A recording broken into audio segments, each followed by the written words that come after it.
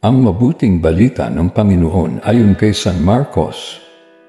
Noong panahong iyon, sinabi ni Jesus sa kanyang pagtuturo, "Mag-ingat kayo sa mga eskriba na mahilig maglalakad ng may mahabang kasuotan at natutuwang pagpugayan sa mga liwasan.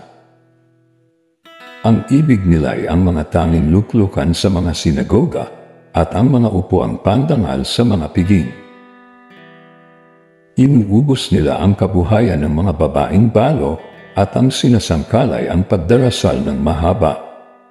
Lalo pang bibigat ang parusa sa kanila." Umupo si Jesus sa tapat ng hulugan ng mga kaloob doon sa templo at pinagmasdan ang mga taong naghuhulog ng salapi. Maraming mayayamang naghulog ng malalaking halaga.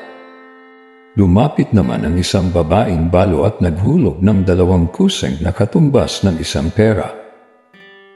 Tinawag ni Jesus ang kanyang mga alagad at kanyang sinabi, "Sinasabi ko sa inyo, ang dukhang balong iyon ay naghulog ng higit sa kanilang lahat.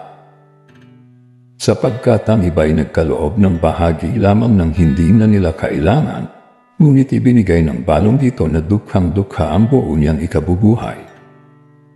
Ang mabuting balita ng Panginoon. Pinupuri ka namin, Panginoong Jesucristo.